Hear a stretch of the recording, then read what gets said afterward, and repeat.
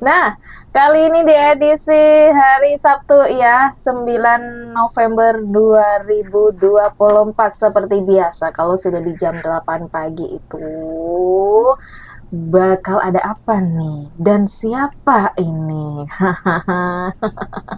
Nah, tentunya Sobat Bahasa FM di bulan ini juga memasuki bulan November ya, yang bertepatan di hari ulang tahun Bahasa FM Radio nanti di tanggal 17 November 2024. Tentunya kali ini di pagi hari ini dengan orang yang spesial. Kali ini kita akan berbincang dengan salah satu, kalau bila kasih clue-nya ya Mas Sobat Bahasa, dia tuh wanita hebat dan juga ketua dari PPDIS. Siapa dia? Kita sapa terlebih dahulu. Assalamualaikum. Waalaikumsalam, apa kabar? Alhamdulillah baik. Gimana kabarnya Mbak Lulu? Alhamdulillah sehat pastinya. Sehat. Ya. Mbak Lulu, Iya, oke. gimana tadi pagi ini ya huru-haranya? Huru-hara aja. Seperti biasa dengan Mas Ardi ya. Oh, dengan Mas Ardi Hidayat. Wah, langsung ditelepon ya Mbak Iya, Lulu ya. benar. Langsung cus Bahasa FM. Enggak, mandi-mandi dulu. Oh enggak mandi-mandi dulu ya. Mandi-mandi dulu aja. Mandi dulu aja langsung cus ya. Iya. Alhamdulillah di pagi hari ini. Nah, Mbak Lulu, kita ini nantinya di tanggal 17 bakal Iya. ada ulang tahun ya dari Radio Oke, Bahasa FM. selamat ulang tahun. Nah, jadi selama ini Mbak Lulu kan talkshow juga di sini pernah jadi narasumber. Iya. Nah, Aku fan-nya juga loh dulu. Oh iya, dari Kak? awal. Oh iya, awal ceritain dong kok bisa Mbak Lulu ngefans. Kan dulu radio itu kayaknya media yang menjadi favorit semua orang ya. Jadi aku itu bisa bahasa Madura halus itu dari bahasa, karena mulai belajar telepon-telepon dengan bahasa Madura, bahasa Jawa. Meskipun aku orang Jawa kan nggak bisa tuh. Jadi di rumah ada telepon, biasanya ikutan live tuh. Dengan dulu ada Mas Boy ya, Mas Riko, banyak deh. Pokoknya keren, dari dulu bahasa memang keren. Wah, Tempat edukasinya semua masyarakat ya. Makanya kita berharap Radio Bahasa tetap menjadi media edukasi untuk semua masyarakat dan semua kalangan. Wah, itu best banget sih Bahasa FM ya, Iya. selalu jaya. Ini Benar. udah bentar lagi ya Mbak Lulu, udah ke 26 tahun. Wah, sudah dewasa ya, Sudah sudah dewasa dewasa. banget. Semoga tambah keren deh. Tambah jaya di Iya. udara pastinya. Mbak Lulu, apa sih yang Mbak Lulu ketahui tentang Radio Bahasa FM ini? Ya, itu tadi sebagai media edukasi bagi masyarakat, mulai dari pengetahuan agama. Kalau Ramadan itu kan banyak nih, biasanya kita bisa tanya-tanya langsung, atau di tiap minggu juga ada kan. Kalau sekarang memang sedikit kurang mendengarkan, mungkin karena kesibukan. Tapi kalau dulu itu biasanya kita melek mata itu bangun tidur udah bahasa nih yang diputar gitu kan. Kayaknya setiap hari meskipun ada televisi, radio itu menjadi salah satu kewajiban bagi kita untuk mendengar ada apa ya sekarang, ada apa nih, baik itu di Situbondo maupun di luar Situbondo, itu info dari radio biasanya. Di keluargaku itu semuanya fan-nya bahasa loh. Wow. Sampai kita dulu pernah ngerjain, ibuku itu suka sama Mas Riko ya, dulu itu ada Mas Riko. Pas ulang tahunnya kita datangkan Riko, dia gak percaya, kayaknya kan, wah kayaknya orangnya gede begini. Jadi radio memang hal yang memang harus kita jaga lah. Karena kita kan sekarang kita tahu ya, teman-teman atau apalagi adik-adik nih nggak tahu radio itu apa. Padahal kalau aku boleh jujur, ini adalah salah satu media yang sampai sekarang PPDIS pun menjadikan radio itu menjadi media edukasi untuk teman-teman difabel dan masyarakat, untuk kampanye-kampanye kita juga seperti itu. Ya salah satunya kan dengan bahasa, kita sering ada talkshow mau edukasi tentang difabel, isu inklusi sosial dan lain-lain. Wah, jadi Mbak Lulu sendiri ini pelopor disabilitas ya, Situbondo. Ini kan udah lama banget ya, Iya. Mbak Lulu. Nah, sampai saat ini Mbak Lulu ini bergerak di bidang apa, boleh bila tahu? Iya, sama sih, tetap isu-isu difabel yang kita angkat, pendampingan, advokasi, bagaimana kita mendorong regulasi juga yang ramah difabel, termasuk bagaimana kita memastikan teman-teman difabel tahu hak-haknya, karena kita tahu teman-teman difabel itu kebanyakan kan tinggalnya di desa-desa. Dan kebanyakan juga mereka itu tidak tahu siapa dirinya saja, mereka tidak tahu, mereka punya hak, mereka tidak tahu. Nah, ini adalah tugas kita bersama sebenarnya, bukan hanya tugasnya PPDIS, tetapi PPDIS juga merangkul pemerintah sampai pemerintah desa, bagaimana mereka mengetahui bahwa warga negara mereka, warga masyarakat itu adalah tanggung jawab mereka juga. Kalau kita di desa ya kita dengan pemerintah desa, seperti itu. Hak-hak teman-teman difabel itu harus terpenuhi juga, karena selama ini kalau kita merdeka di 79 ya kemarin itu, kita juga harus memastikan apakah mereka juga bisa menikmati kemerdekaannya, karena selama ini mereka hanya ada di dalam rumah, mereka tidak menikmati kemerdekaan yang sesungguhnya. Benar. Gimana Itu nih sih sih. Mbak Lulu cara merangkul ya? Kayaknya kan kalau orang difabel itu rentan ya mentalnya Tertutup, ya, tertutup, sensitif ya. sensitif, apalagi untuk anak-anak nih, Iya, anak-anak yang inklusi, kebanyakan iya, anak-anak kan merasa tertutup ya, iya bisa benar. dibilang sekarang tuh introvert ya Mbak Lulu. Nah, Benar. gimana nih dari PPD sendiri Mbak Iya. Lulu? Mungkin pertama saya luruskan dulu ya, anak-anak atau saya ini bukan anak-anak inklusi sebenarnya. Sebutan inklusi untuk sebuah proses. Kalau kita ya difabel atau disabilitas, bukan anak-anak inklusi, tetapi anak-anak difabel atau disabilitas. Kalau inklusi itu lebih ke proses yang harus kita lakukan bersama-sama. Bagaimana kita bisa menjamin kehidupan kita di lingkungan rumah itu lebih inklusif lagi. Inklusif itu adalah menerima semua perbedaan. Oh iya, ini si Lulu difabel fisik, nanti ada difabel netra, ada difabel tuli, ada difabel lainnya. Itu yang harus kita terima, dan termasuk perbedaan itu tidak hanya difabel sebenarnya. Kalau kita mau bicara inklusif secara global ya banyak juga masyarakat rentan lain, adat minoritas, agama minoritas, atau anak-anak yang berhadapan dengan hukum, ada lansia, anak-anak, perempuan, banyak ya kalau mau bicara tentang kerentanan. Dan inklusif itu ya kita menerima semua perbedaan ini, seperti itu. Jadi kalau kita mau menghadapi teman-teman difabel itu memang butuh kesabaran tersendiri ya, selain mereka lebih terbuka kepada teman-teman difabelnya. Contoh nih, pendataan. Selama ini hal yang sering kita lakukan adalah melakukan pendataan. Kenapa harus pendataan? Karena pemerintah desa atau pemerintah itu sendiri tidak akan bisa melakukan satu program kegiatan kalau tidak ada data, ya kan? Jadi data ini adalah hal penting yang harus kita penuhi terlebih dahulu. Dan yang bisa mendata kemarin itu, kalau kita datang ke desa, biasanya data difabelnya sedikit nih. Tetapi setelah teman-teman difabel sendiri yang mendata, ternyata keluarga difabel ini lebih terbuka. Mungkin misal nih, saya datang ke rumah si A, dan si A ini punya anak difabel misalnya. Kalau Mbak Nabila ya, Mbak Nabila yang datang, kebanyakan orang ngapain nih Mbak Nabila datang ke sini?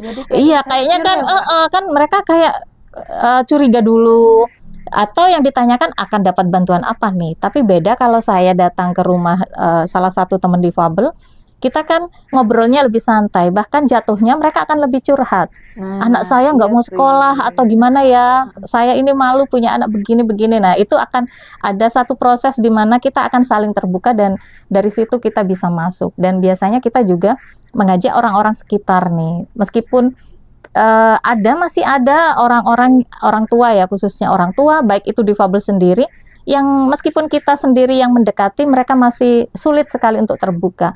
Karena apa? Selama ini mereka sudah mungkin ada di zona nyaman. Selama ini mereka cukup ada di rumah, tiduran, tidak ngapa-ngapain, tetapi semua dipenuhi, baik oleh orang tuanya atau bantuan-bantuan yang selama ini hanya karena belas kasihan misalnya. Oh, kalau difabel cukup dikasih bantuan sudah selesai, padahal enggak. Bagaimana kita memastikan mental-mental mereka lebih mandiri lagi, mereka tidak menggantungkan hidupnya pada orang lain, itu yang harus kita pikirkan juga, seperti itu.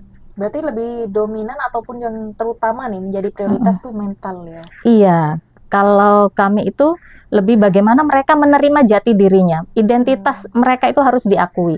Oke, saya Lulu misalnya ya, oke saya Lulu perempuan dengan difabel, nggak masalah. saya masih bisa nih melakukan sesuatu. Apa kira-kira yang bisa saya lakukan? Apa yang kira-kira bisa saya gali dari potensi diri saya sendiri seperti itu. Itu yang sekarang lagi kita giat untuk pendampingan kepada teman-teman. Bagaimana mereka sadar dengan keadaannya, tetapi mereka juga sadar bahwa mereka punya kemampuan. Karena setiap manusia punya kemampuan yang beda-beda kan. Seperti itu. Wow, luar biasa ya Sobat Bahasa, kalau udah ngomongin mental tuh susah ya Mbak Susah Lulu. sekali, Susah benar. banget. Apalagi difabel yang karena kecelakaan. Itu seperti apa Mbak Lulu? Kan banyak ya, kalau kita itu bilangnya difabel mu'alaf nih. Oh, ada sebutan tersendiri Iya, ada ya? sebutan. Ada temanku itu, dia di usia 30-an misalnya, dia bekerja, tiba-tiba mengalami kecelakaan kerja, tidak bisa melihat. Ada temanku juga, dia berangkat kerja, kecelakaan, akhirnya dia lumpuh. Nah, itu kan mu'alaf ya. Kalau saya kan dari kecil nih, ibaratnya ya sudah, saya memang difabel. Mental saya pasti akan beda dengan teman-teman yang mu'alaf tadi. Karena mereka bisa jadi, wah kenapa hidupku tiba-tiba runtuh ya, nasibnya begini, begitu, dia menyesali. Ada kemarin waktu saya pulang, saya peparnas kemarin ya, waktu ponnya difabel itu, saya tanya sama teman-teman atlet itu, dulunya mereka terpuruk sampai ada yang 10 tahun mereka nggak keluar rumah. Karena ya itu tadi, saya mau sekolah, saya kecelakaan, ya saya menyesali, kenapa saya begini, saya mau jadi apa nih? Jadi saya takut Mbak, nggak keluar rumah sama sekali.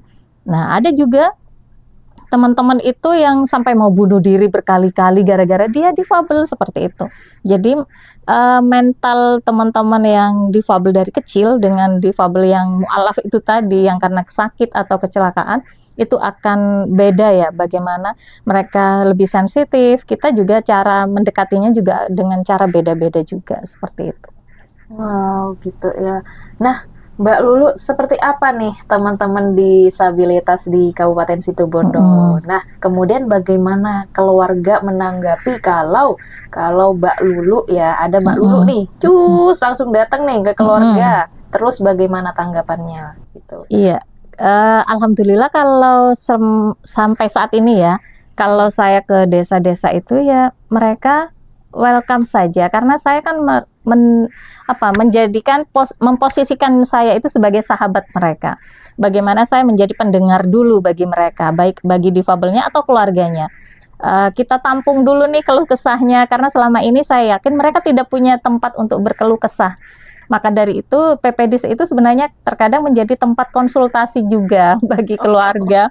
Bahkan bukan difabel pun datangnya konsultasi ke PPDIS, entah itu tentang keluarganya, entah perkawinannya, entah anaknya. Mereka curhat tentang anaknya yang bukan difabel pun kadang dengan PPDIS. Karena mereka menganggap bahwa PPDIS ini sudah banyak mendampingi anak-anak juga, begitu kan. Saat kita datang ke sekolah, kita cerita tentang anak berkebutuhan khusus, banyak wali murid itu, boleh nggak saya nanti konsultasi anak saya bukan difabel tapi saya pengen ngobrol-ngobrol. Nah, saya iyakan saja, karena saya yakin ibu-ibu ini butuh orang ya, karena kalau pengalaman saya itu, orang itu sebenarnya didengarkan saja sudah mengalami ketenangan luar biasa, apalagi nanti kita bisa sharing dan lain-lain.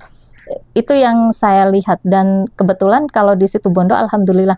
Tapi sebatas yang selama ini kita datangi ya Mbak, karena di PPDIS itu kan kita tahu SDM-nya sedikit sekali orang-orangnya. Terkadang kita itu diminta datang ke wilayah timur saja, oh ya nanti kita tunggu jadwal kita kalau agak longgar gitu kan. Kalau kita datang ke wilayah timur, kita terakhir itu ke Sumberwaru ya, kita ke Sumberwaru, ketemu teman-teman difabel. Dan saat kita ketemu, mereka kayaknya merasa, wah ternyata temanku banyak gitu kan. Mereka lebih senang, banyak orang yang juga, bisa nggak nanti kita ngobrol, teman saya atau tetangga saya ada yang difabel tapi masih malu-malu atau bagaimana gitu. Atau kalau saya ketemu dengan guru-guru juga, itu biasanya mereka bisa datang nggak ke sekolah, saya pengen nih, ada banyak siswa saya yang difabel masih malu-malu. Dan PPDIS itu kan tidak hanya mendampingi teman-teman difabel yang dewasa dan anak-anak, tapi lebih ke sekolah-sekolah yang ternyata mereka punya difabel, ternyata gurunya nggak tahu ini difabel apa gitu. Tiba-tiba ada bullying atau apa, mereka biasanya entah siapa yang ngasih tahu ya, tiba-tiba ada telepon, kita bisa nggak didatangi sekolahnya karena ada bullying nih, saya nggak tahu bagaimana caranya, atau saya nggak tahu nih siswa saya difabel apa, bisa nggak dibantu, seperti itu. Jadi memang ada apa ya, rasa rasa kebahagiaan tersendiri ya kalau kita bisa membantu banyak orang seperti itu. Apalagi teman-teman difabel yang selama ini tidak mau keluar rumah karena mereka terpuruk dengan rasa penyesalan dirinya yang berlebihan.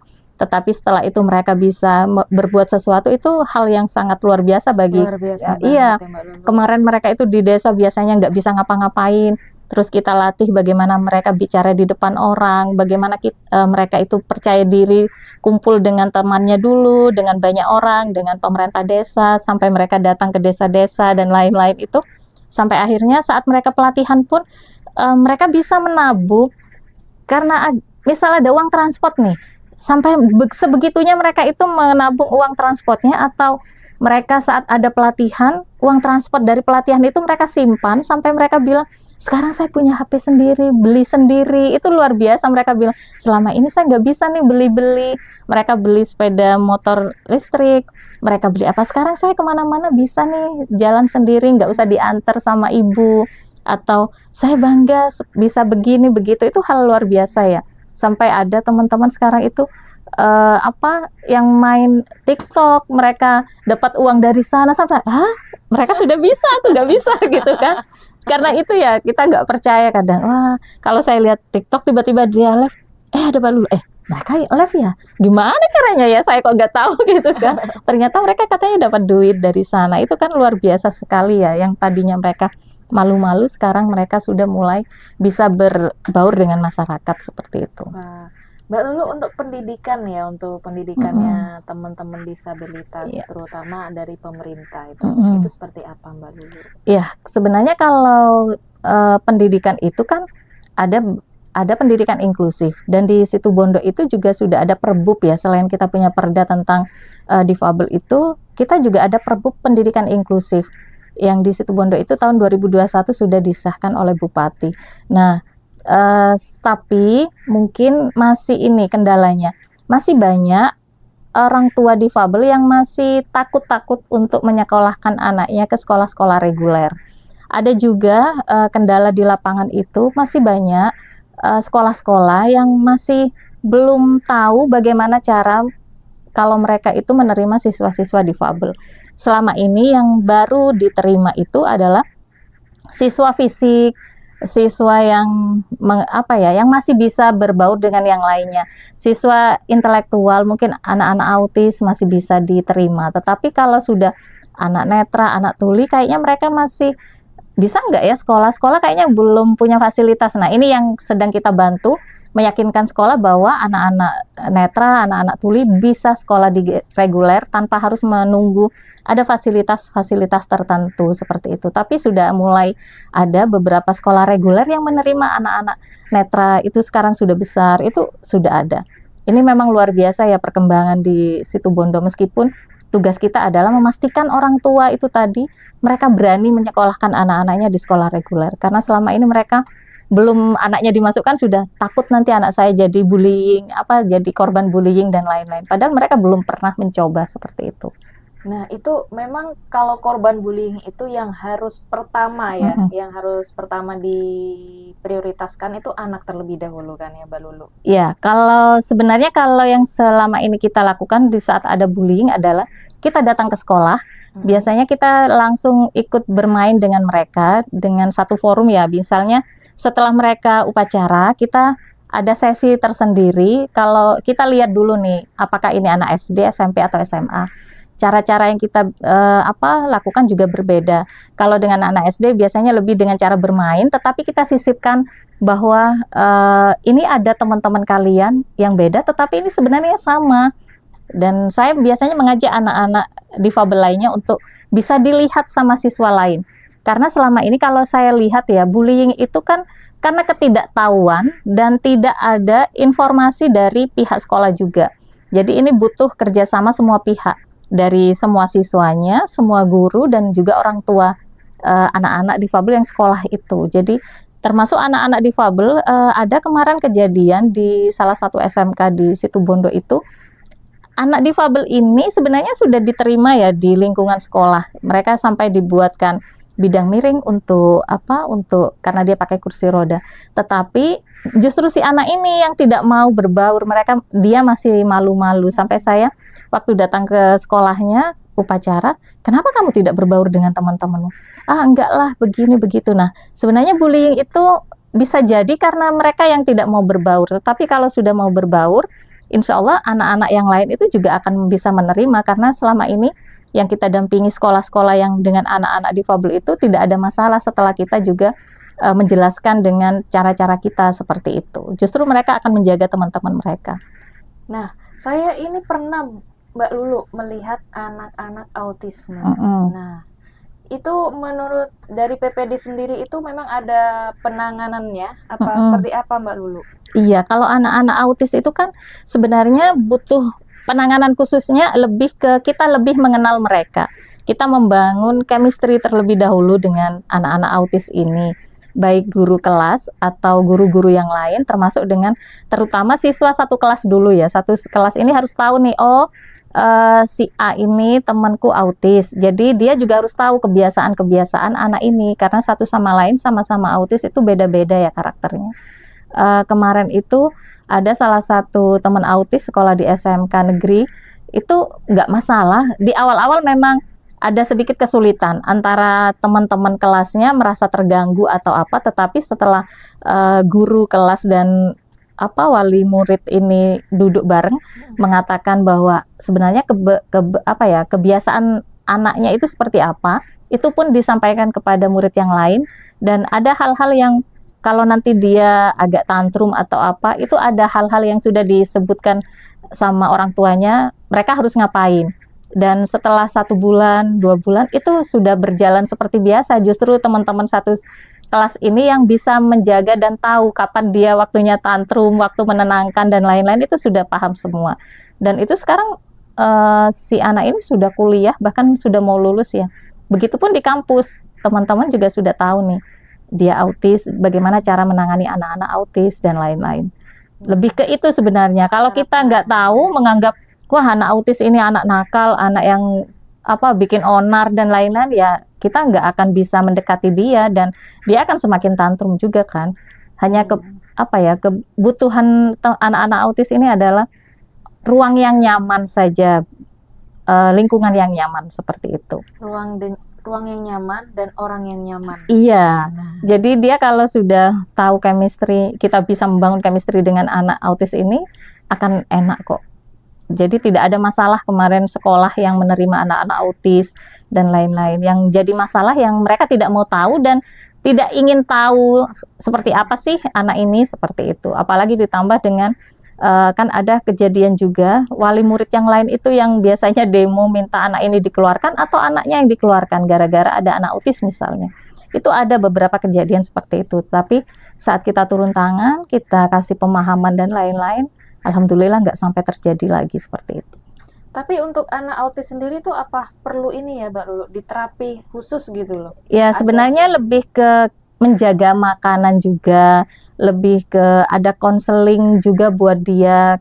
Kalau di beberapa sekolah itu ada konseling khusus juga untuk anak-anak autis ini. Dan kalau kita boleh mengatakan, ada beberapa orang tua itu yang mengatakan dari kecil dia sudah sering konsultasi dengan psikolog atau psikiater bagaimana menangani anak-anak seperti ini, dan itu lebih membantu biasanya.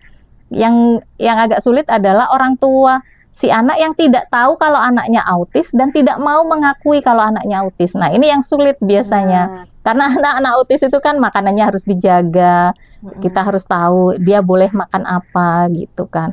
Karena pernah juga kejadian saat kita turun ke sekolah-sekolah itu, orang tuanya yang nggak terima kalau anaknya disebut autis. Nah, itu yang kesulitan ya. Saya ini tanda tanya di sana Mbak Lulu. Nah, padahal orang tua ini tahu anaknya autis. Terkadang dia malu untuk mengakui, dan kalau di sekolah tidak mau mengakui itu. Tapi gimana nih dari Mbak Lulu sendiri untuk cara pendekatannya sama orang tua? Untuk anak-anak yang autis, kalau anaknya autis tapi orang tuanya nggak bisa nerima nih Mbak Lulu. Iya, pendekatannya memang agak sulit ya, tetapi kita kembalikan lagi bahwa tiap orang tua itu punya rezeki masing-masing, dan orang tua yang dititipin anak istimewa ini adalah orang tua pilihan, dan dia akan mendapatkan pahala tersendiri nantinya. Biasanya lebih ke situ saja sih, karena kalau sudah mentok nggak bisa diutak-atik ya orang tuanya. Itu saja yang kita sering ingatkan, bahwa orang tua dengan titipan anak-anak istimewa ini adalah orang tua pilihan, dan tidak semua orang bisa merasakan itu, dan ini harus disyukuri sebenarnya, karena kita sudah punya simpanan pahala yang banyak nih. Ya insya Allah mungkin kita dapat pahala yang lebih besar lagi, nanti bisa-bisa dapat surga dan apalagi kita bisa menangani anak-anak ini dengan baik seperti itu. Oke Mbak Lulu, kita break dulu ya. Oke. Kita lanjutkan lagi nih setelah jeda lagu yang satu ini. Baik, Sobat Bahasa FM, memasuki di menit 41 lepas dari jam 8 pagi. Wah, kita mendapatkan ilmu di pagi hari ini ya Sobat Bahasa FM yang luar biasa dari Mbak Lulu. Waduh. Nah, kita lanjut lagi nih Sobat Bahasa FM, tentunya di ngobrol santai bareng Bahasa FM kali ini dengan Mbak Lulu. Mbak Lulu, Oke. siap ya? Wah, selalu siap nih. Selalu siap 45 katanya Mbak Lulu ini. Nah, Mbak Lulu, kalau kita ngomongin disabilitas, jadi layanan lapangan pekerjaan kepedulian disabilitas itu menurut Mbak Lulu itu seperti apa? Ini lebih ke pekerjaan ya. Iya. Nah, kalau kita bicara pekerjaan, PPDIS mendorong Dinas Tenaga Kerja kemarin itu kita membuat namanya ULD, Unit Layanan Disabilitas Ketenagakerjaan. Itu sudah ada di mana, di Disnaker, bahkan itu sudah diperbukan, dan luar biasanya kita di ULD itu kan semua yang terlibat adalah tidak hanya teman-teman di Dinas Tenaga Kerja, tetapi ada namanya pendamping. Nah, pendamping ini kita ambil dari teman-teman difabel yang ada di Situbondo, termasuk PPDIS di dalamnya, untuk memastikan bagaimana ULD ini bisa berjalan lancar ya, sesuai dengan harapan kita. Karena kita tahu di Situbondo itu masih banyak teman-teman difabel yang tidak bisa bekerja di sektor formal, karena kita kalau bicara UMKM banyaklah teman-teman yang punya usaha, tetapi kita harus memberikan ruang yang sama juga kepada difabel yang ingin kerja di sektor formal. Maka dari itu kita bekerja sama dengan Dinas Tenaga Kerja, kita bekerja sama dengan beberapa perusahaan juga melakukan pelatihan, sosialisasi, hal-hal seperti ini yang ternyata juga bisa sedikit demi sedikit membuka ruang bagi teman-teman difabel bisa bekerja di sektor-sektor formal. Karena ada beberapa difabel yang sekarang sudah bekerja nih Mbak, di perusahaan-perusahaan yang ada di Situbondo. Ini luar biasa ya, baik itu perusahaan daerah maupun perusahaan swasta lainnya. Dan kita pinginnya nanti juga akan dibarengi bagaimana Situbondo di penerimaan ASN-nya juga bisa menerima teman-teman, karena kalau menurut undang-undang dan juga di Perda itu kan pemerintah daerah dan pemerintah daerah itu wajib menerima teman-teman itu sekitar 2%. Kalau perusahaan swasta itu hanya 1%. Jadi kalau kita akan hitung nih berapa ASN yang ada di Situbondo, dan 2%-nya itu harus menerima teman-teman difabel untuk memastikan bagaimana mereka juga bisa menjadi ASN di lingkup Pemkab Situbondo gitu.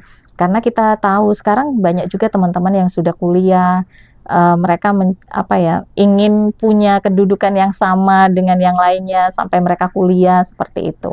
Jadi kita nanti terus mengawal agar di Situbondo bisa terjamin lah pekerjaan-pekerjaan ini. Walaupun awal-awal kita memang agak kesulitan ya. Perusahaan sudah membuka lowongan pekerjaan, tetapi difabelnya nggak siap. Nah, itu dulu tantangan kita seperti itu.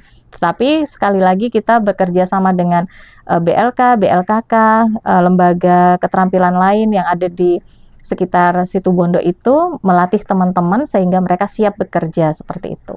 Ada nggak Mbak Lulu salah satu anak disabilitas ini yang dia tuh lulus CPNS?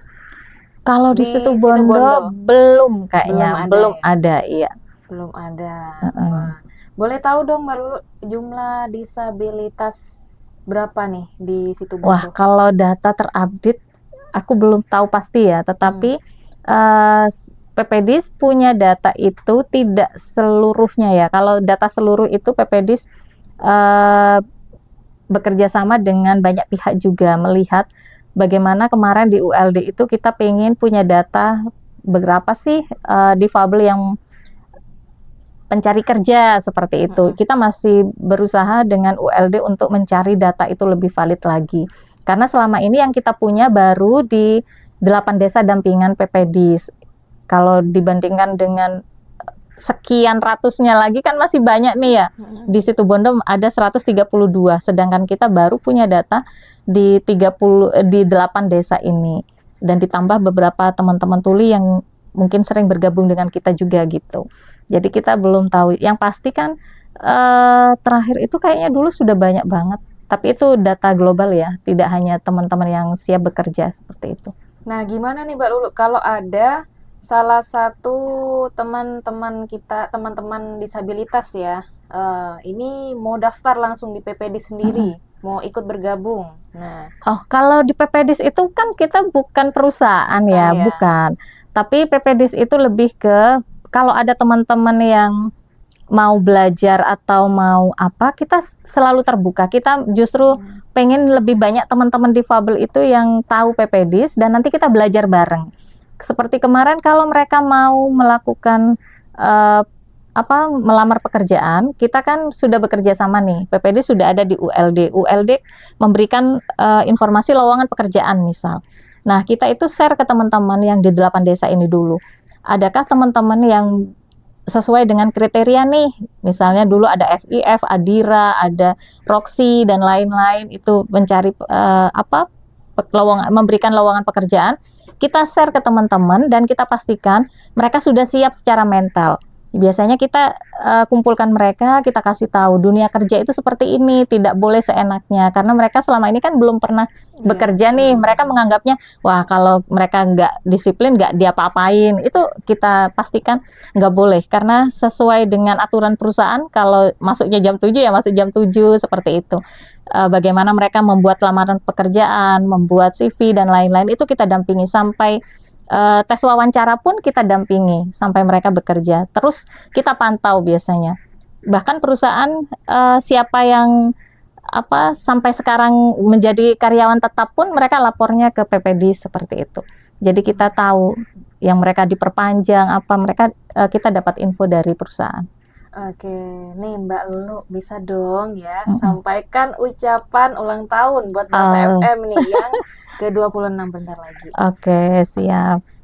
Ya, untuk Bahasa FM selamat ulang tahun di yang ke-26. Semoga Bahasa FM semakin jaya di udara, semakin luar biasa, maju, dan terus mengedukasi masyarakat dan menjadi nomor 1 di udara seperti itu. Wow, terima kasih Mbak Lulu. Ya, sama-sama. Kehadiran Mbak Lulu di pagi hari ini tuh ilmu loh. Kita sharing-sharing aja. Kita sharing-sharing di pagi hari ini. Wah, Mbak Lulu luar biasa banget untuk memperjuangkan disabilitas ya. Iya, amin. Oke, sehat selalu ya Mbak Lulu. Amin. Kita berjumpa Semua lagi. juga Kita berjumpa sehat. lagi nanti ya. Insya Allah. Sehat-sehat semuanya untuk teman-teman Bahasa. Nah, nggak terasa Sobat Bahasa FM sudah memasuki di menit 54 lepas dari 5.49 ya, lepas dari jam 8 pagi. Terima kasih di pagi hari ini untuk Mbak Lulu. Nah, kita hari besok ya, besok hari Minggu kita bakal ngobras lagi nih bareng siapa?